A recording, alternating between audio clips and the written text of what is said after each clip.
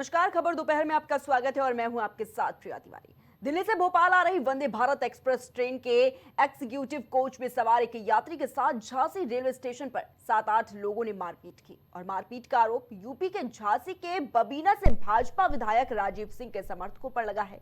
Train में सवार यात्रियों ने बताया कि झांसी जिले की बबीना विधानसभा से भाजपा विधायक राजीव सिंह वंदे भारत एक्सप्रेस के कोच E2 में पत्नी और बेटे के साथ दिल्ली से सवार हुए थे। राजीव सिंह का सीट नंबर 8 था, जबकि उनकी पत्नी कमली सिंह की जो सीट नंबर था वो 50 और बेटे श्रेयांश सिंह का नंबर जो था वो 51 था। साथ ही 49 नंबर की विंडो सीट पर राजप्रकाश नाम के यात्री बैठे हुए थे। विधायक ने उनसे कहा कि तुम मेरी 8 नंबर की सीट पर चले जाओ। राजप्रकाश ने सीट बदलने से मना कर दिया और इसके बाद जैसे ही ट्रेन झांसी रेलवे स्टेशन पर पहुंची तो ट्रेन के कोच में 7 से 8 लोग आए और 49 नंबर की सीट पर बैठे राजप्रकाश के साथ जमकर मारपीट की, जिससे कि यात्री की नाक में फ्रैक्चर भी हो गया है।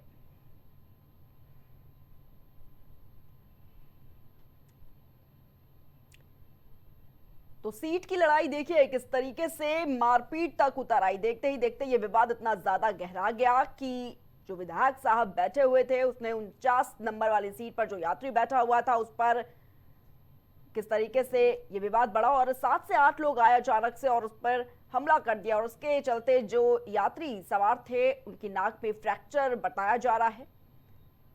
तो सीट की लड़ाई इतनी ज्यादा हावी होती नजर आई कि जो यात्री यात्रा कर रहे थे उसकी नाक में फ्रैक्चर बताया जा रहा है। तो वंदे भारत ट्रेन में ये हमला किया गया है और आपको बता दें कि इससे यात्री की नाक में फ्रैक्चर हुआ है।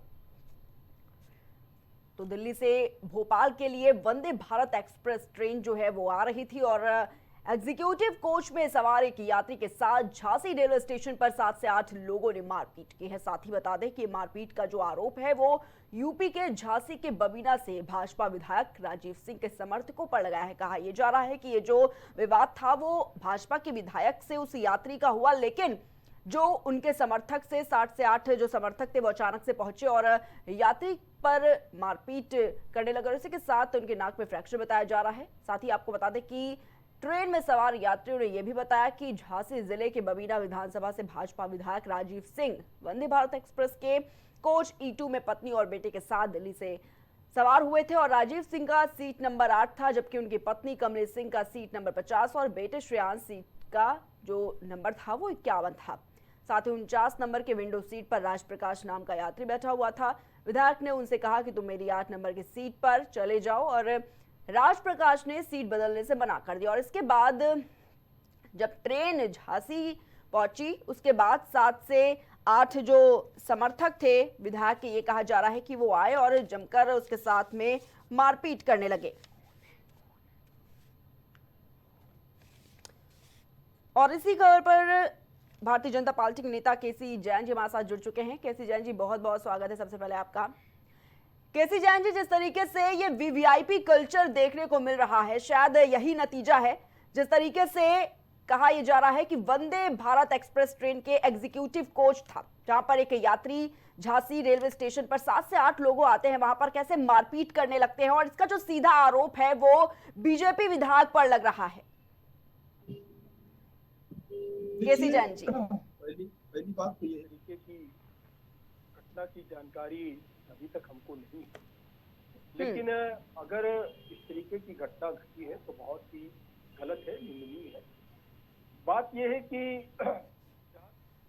को लेकर के हम लोग भी सफर करते हैं। अगर साथ में अलग अलग सीट अलॉट हो जाती है तो रिक्वेस्ट करके हम लोग सीटें चेंज कर लें और लगभग हर कोई, अगर किसी के साथ लेडीज है, बच्चे हैं, हर कोई चाहता है कि आसपास में सीटें हो जाए, लेकिन अगर नहीं हो पाती हैं तो एक दूसरे के साथ सीटें कोऑपरेट करके चेंज हो।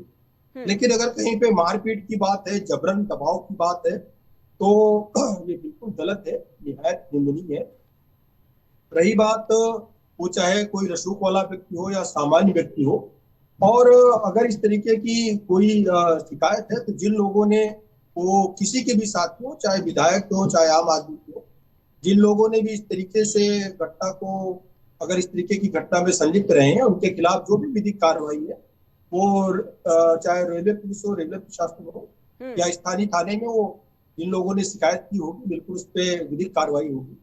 और इस तरीके की घटनाओं को बिल्कुल स्वीकार नहीं किया जा सकता। जी, केसी जैन जी, देखिए कार्रवाई क्या होगी क्या नहीं होगी आगे की बात है, लेकिन सीट को एक्सचेंज करने को लेकर क्या लगता है आपको, ये इतना बड़ा विवाद हो गया कि वहां पर जो भाजपा के विधायक हैं उनके समर्थक पहुंच जाते हैं 7 से 8, और इस तरीके की मारपीट होती है कि जो यात्री बैठा हुआ होता है उसकी नाक में फ्रैक्चर तक आ गया।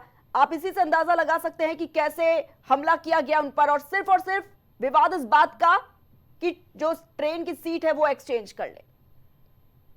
नहीं नहीं, देखिए प्रिया जी, हमने पहले ही कहा कि कहीं पे भी इस तरीके की घटना को समर्थन नहीं दिया जा सकता है, वो चाहे किसी पार्टी का नेता हो या सामान्य। हम्म। और अगर कहीं भी किसी को आवश्यकता होती है तो कोऑपरेट करके एक दूसरे से रिक्वेस्ट करके तो सीटों की अदला बदली की जा सकती है, लेकिन दबाव में लेकर के बिल्कुल जबरन बिल्कुल केसी जैन जी, ये ना तो विधायकी ये का किसी रौब का आप नहीं झाड़ अधिकार है ना सकते हैं। कोई चेंज कर सकता हम्म।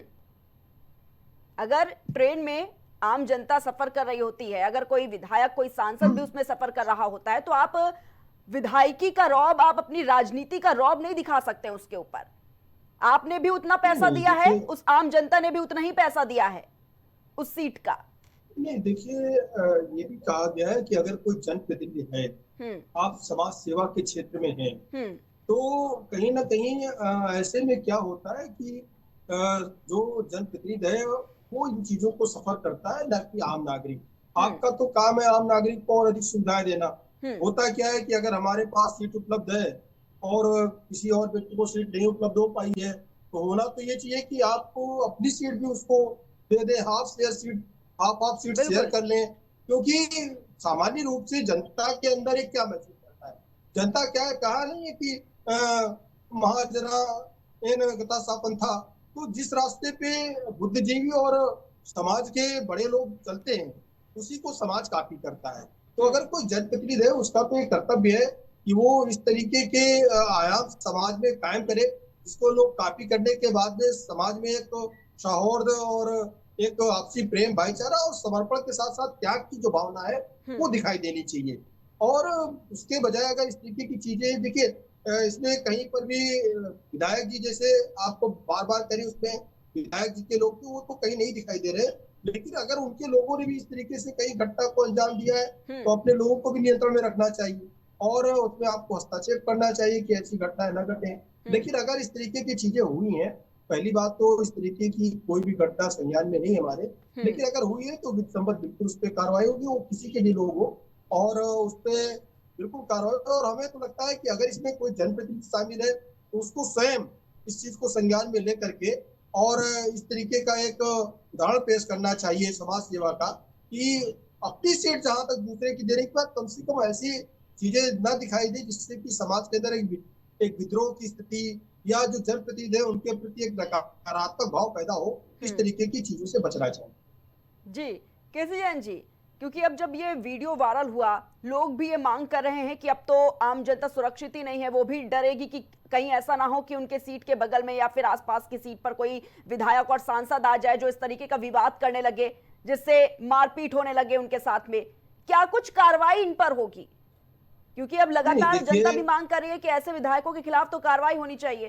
पहली पहली बात तो ये है कि ये घटना किस कारणों से यहाँ तक पहुंची, कैसे क्या है, जी। वो तो एक अलग की बात है। लेकिन आपने देखा होगा और तमाम सारी घटनाओं को आपने अपने चैनल के माध्यम से भी दिखाया होगा, कई बार होता है सड़क पे, हाईवेज पे, कई जगहों पे एक्सीडेंट में कई लोग घायल होते हैं।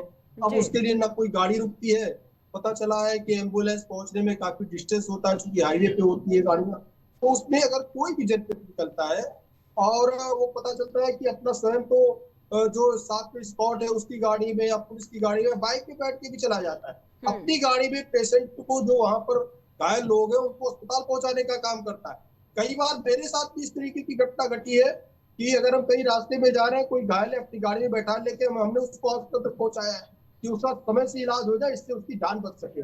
और होता क्या है कि देखिए जो जनप्रतिनिधि है थोड़ा सा सक्रिय है या वकालत के पेशे में है, ऐसे लोग क्या है कि वो समझते हैं कि कानूनी कार्रवाई उनके ऊपर नहीं होगी। सामान्य आदमी जो अगर कहीं पे रोड पे दुर्घटना है तो उस आदमी की सहायता करते हुए डरता है कि कहीं ऐसा ना हो कि हमारा नाम आ जाए, हमको उसमें गवाह बनना पड़े या पुलिस हमसे 4 बार पूछताछ करे। लेकिन जो जनप्रतिनिधि है, जो समाज सेवा से जो लोग जुड़े हुए हैं, राजनीति से जुड़े हुए हैं, वकालत के पेशे में, वो समझते हैं इन चीजों को, और चूंकि वो सेवा भाव में है, तो वो अपनी गाड़ी में तुरंत बैठा लेके जाते हैं। हम कई बार लेकर के गए, लोगों की सहायता की है इस तरीके से। तो एक तो इस तरीके का उदाहरण पेश करना चाहिए कि समाज में मान सम्मान बढ़े जनप्रतिनिधियों के प्रति। लेकिन अगर इस तरीके की स्थिति होगी तो जो चीज आपने कही कि अगर कोई किसी के कोई सीट भी लेगा तो उसके अंदर एक कहीं ना कहीं नकारात्मक भाव पैदा होगा, कोई आकर के डिस्टर्ब ना करे।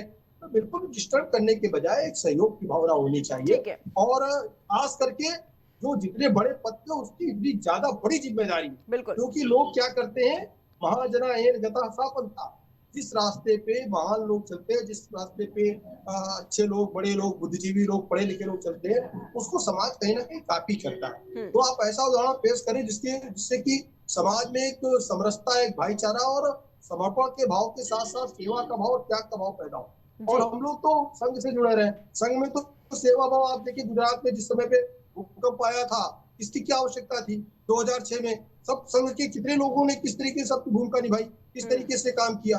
तो वहां पर सेवा भाव के साथ तो जाकर के लोगों की मदद करने के बजाय अगर रक्षा की भक्षक बन जाएगा या उसके साथ के लोग इस तरह की तस्वीर पेश करेंगे तो बिल्कुल नकारात्मक है। किसी की पार्टी की हो, इन चीजों को बिल्कुल ना सराहा जा सकता है, ना स्वीकार किया जा सकता है। ठीक है किसी जन जी, बहुत बहुत धन्यवाद आपका हमारे साथ जुड़ने के लिए।